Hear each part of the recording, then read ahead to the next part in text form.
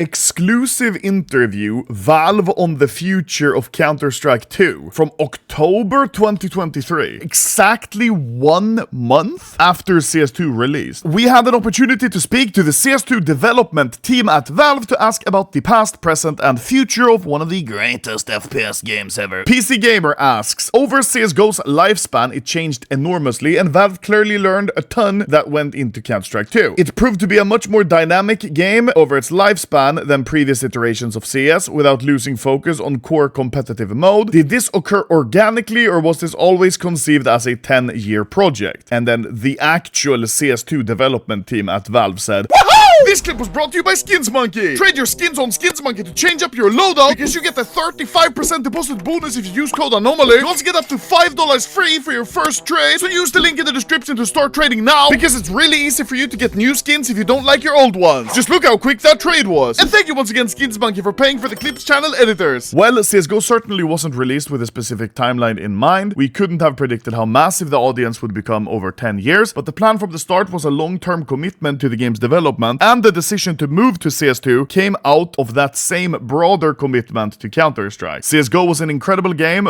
but its development was fundamentally limited by aging technology.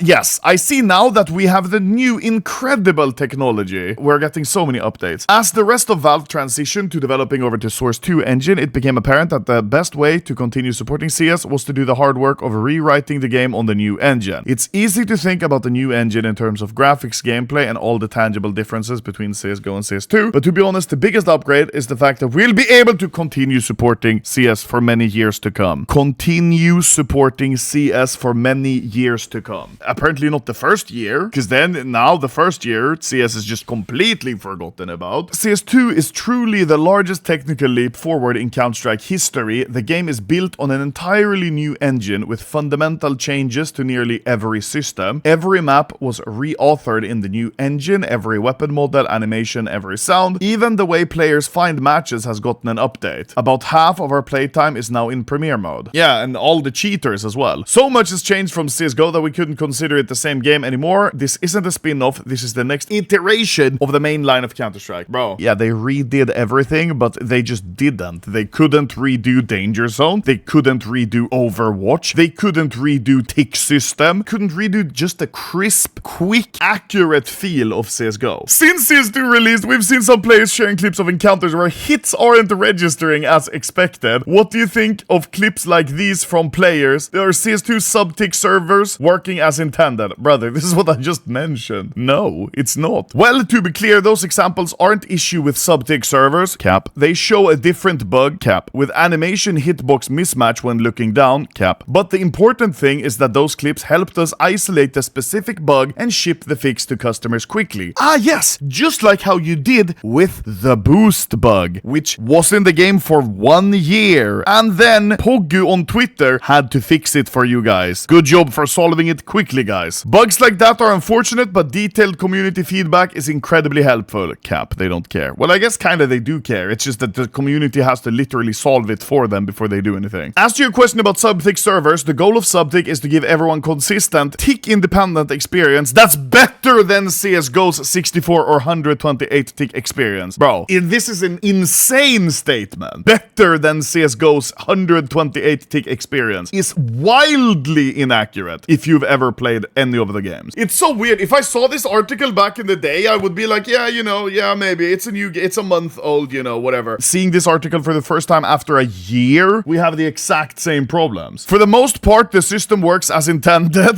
there's cap, but as we rolled out the feature to more and more people, we got feedback, like those clips, about systems that weren't reaching their goals. Yeah, just like all of CS2. The CS community is understandably focused on both differences and bugs that affect their experience, and we're working hard to address them. This, ladies and gentlemen, is what we call cap of the day, maybe even cap of the decade, because we're working hard to address them. Maybe just the most inaccurate thing I've ever heard. One of the most exciting elements of a new release is seeing finally how players approach the game. They fundamentally change our views of what to prioritize and how the future might look. For example, Premier Matchmaking is now the most popular game in Counter-Strike, which we didn't predict. Are they retarded? I'm sorry, listen. What? They didn't expect Premier Matchmaking to be the most popular, but they completely molested all of the ranks from competitive. Now there's no longer a rank for competitive. No, you have an individual rank for each and every single map. Of course people aren't gonna play it then. Hello? I could have told you in 2 seconds that Premier was gonna be the most popular game mode. So we're keeping our first year plans flexible as we balance our ability to respond to urgent player needs with a long list of other features we'd love to ship. Guys, I can show you the Valve first year plan. This is the Valve 1 year plan. Their plan for the first year, which they're keeping open and they're keeping it flexible. This is what they've been doing the whole year. From the start of development, we knew that CS2 would ultimately replace CSGO, and we wanted to ensure that players could keep as many of their CSGO skills and items as possible. So early into the process, we started the work to support all of the CSGO weapons, stickers, agents, and music in CS2. There were non-trivial challenges in getting older items to fit into the look and feel of the new game, but the feature was something we knew would be very important to players. Okay. So when we read this sentence, I'm glad to say that they have indeed succeeded. As you can see by the beautiful esports case, the non-trivial issue of putting the esport case, an old item, into the new game. Now we're 1 year into the game, and when I press unlock container, there is nothing. That's great, and I really like it. Thank you, Valve, for putting my beloved old items into the new game, which you say is a non-trivial challenge. Thank you. Has the launch been a success, and is there anything in hindsight you'd have done differently? The launch has been an overwhelming success,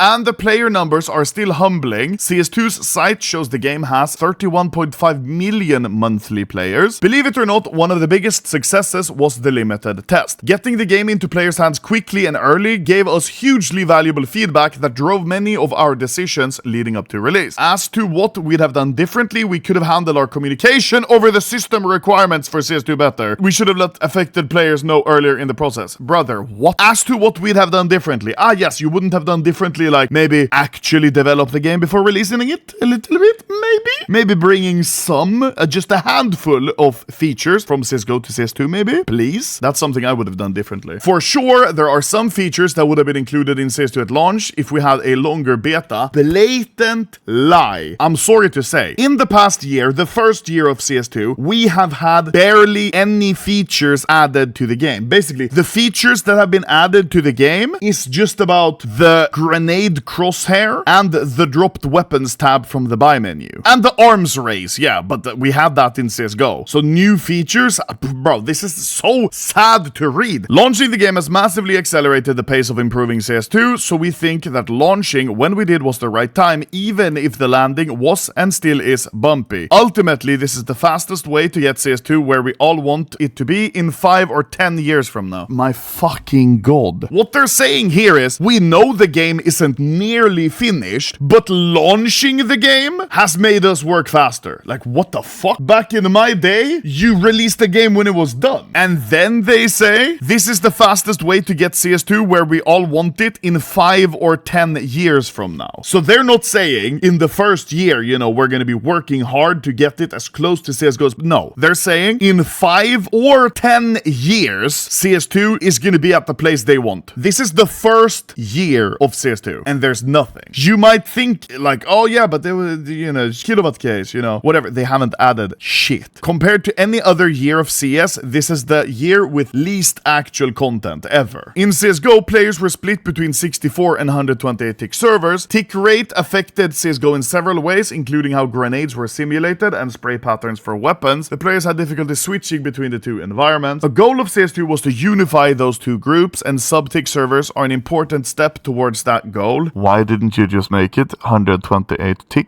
Everyone would have been happy. The sub-tick servers separate gameplay from tick boundaries, which let us fine-tune gameplay towards whatever specific standard we want. The sprays look slightly reduced compared to 64 tick CSGO, because as a general rule, we've tried to match the 128 tick behavior when possible, and 128 tick rate CSGO sprays are roughly the size you currently see in CS2. Yeah, they tried to replicate 128 tick behavior, but they didn't. Everyone who plays CS2 that used to play 128 tick knows that sub-tick is anus. Do you intend to introduce new weapons over CS2 lifespan? What? Yes! It's not the top priority at the moment, but we absolutely plan to introduce some new weapons to CS2.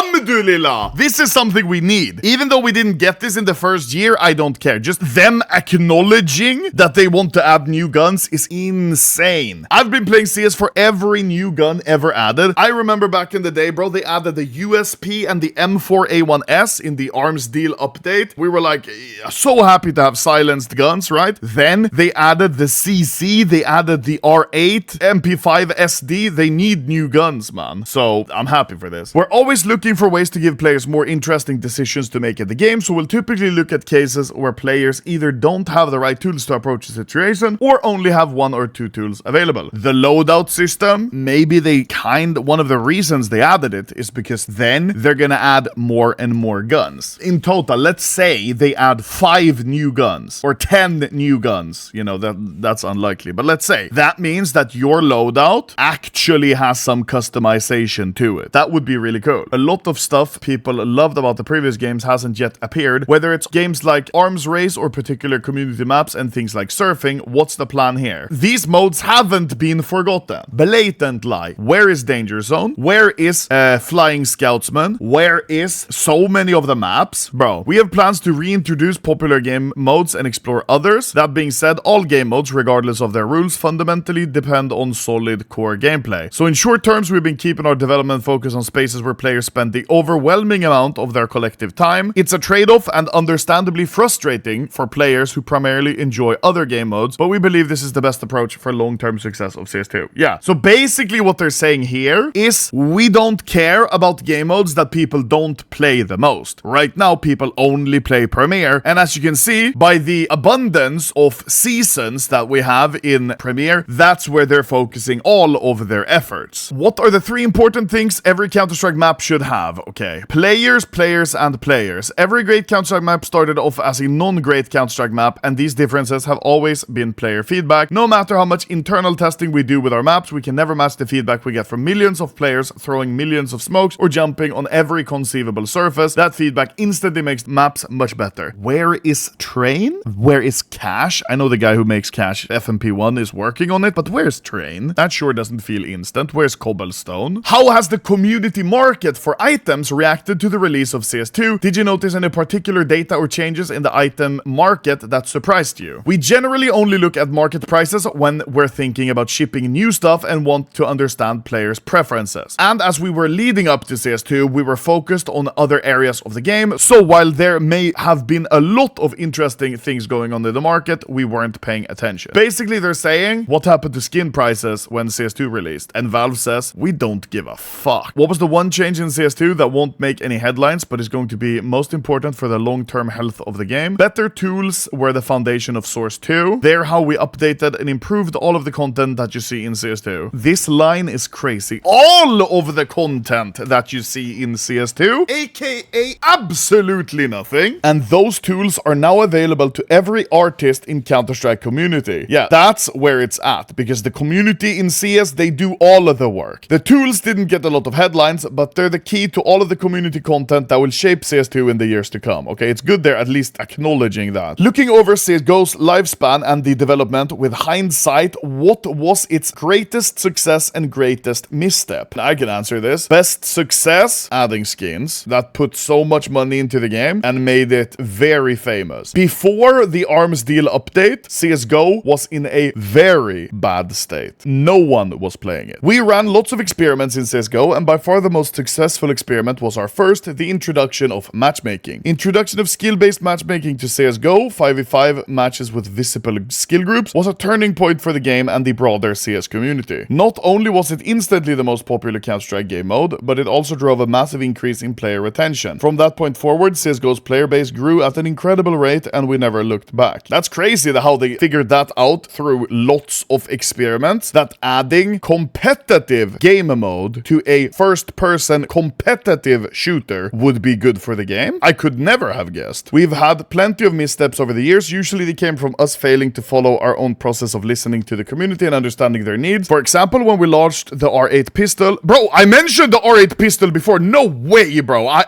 Bro, am I a Valve dev? How different do you expect CS2 to look in 10 years? Brother, in 10 years from now, I'm actually gonna be pushing 40. We should all expect CS2 to look very different in 10 years. years. Just look at how much CSGO changed. But just as CSGO's final form was the culmination of a decade of experiments, CS2's future isn't set in stone. We don't have a specific vision that we're trying to realize, but rather a process we want to continue to execute for many years. We'll continue to explore all of the opportunities that come with the game and its amazing community, to experiment with new ideas and do the hard work necessary to make CS2 the place every FPS fan wants to be. I just realized here, ultimately this is the fastest way to get CS2 where we all want it to be 1 or 5 or 10 years from now. Saying 1 year, because now we're 1 year after. We're reading this 1 year after, and they have done nothing. AI generated article.